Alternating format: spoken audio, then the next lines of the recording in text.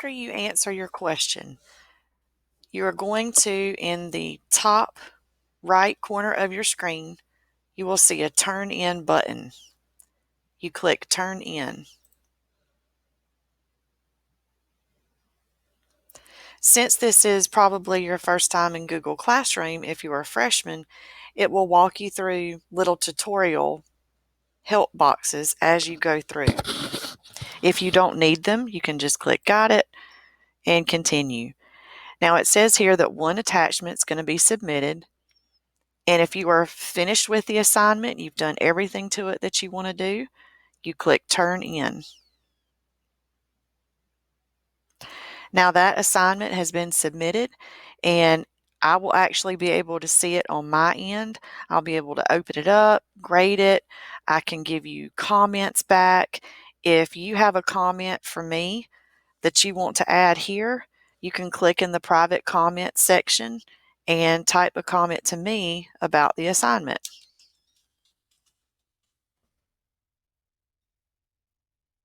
I'll be able to see your assignment and your comments. Now, if you look at the stream view in Classroom, you'll be able to see over here on the left side of the screen any upcoming assignments that you have due. Notice that due tomorrow, there is a sample assignment. Now, just like the beginning of the video showed you how to submit your warm-up, if you'll go to the Classwork tab, you'll notice up here at the top, it says View Your Work. If I click on that link, I've got categories out to the side. I have all, I have things that have been assigned, and there's that sample assignment that's due tomorrow. I have things that are missing, which in this case, nothing's missing, and I have returned. The sample warm-up that I showed you in the beginning of the video is here because after you submitted it, I looked at it and graded it. You can click on the assignment and you can see that in the right side of the tab here, you have a 100. You can see the comment that you sent me. That was fun. You can see the comments that I sent back to you. Awesome answer. Now, if you click View Details, it just opens back up the instructions and the assignment and so forth and so on, and you can even open your document back up if you wanted to. Also under Classwork, you're going to notice that there is a Google Calendar. When you click Google Calendar, it opens up, and in the top right, you can change the way that you view, whether it's by month, week, year, whatever. I actually like the month view. And you can see on this date down here, which is tomorrow, the sample assignment is due. So you can also view your calendar to see when things should be turned in. If I were to click on this link in the calendar, I can click the hyperlink here, which then takes me back to Google Classroom to the assignment where I'm able to read the instructions, do what I need to do, and turn it in. Also under Classwork, there is a Class Drive folder. If you click that Class Drive folder, you're able to see any documents that you have worked on through Google Classroom. This is actually saved on Google's cloud. So this is not physically saved on your hard drive if you're sitting at a computer at school.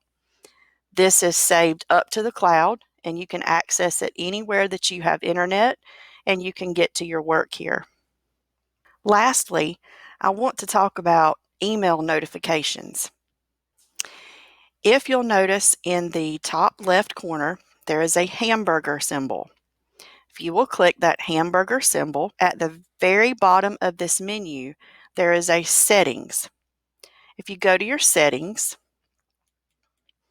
you'll see here there is a email notification.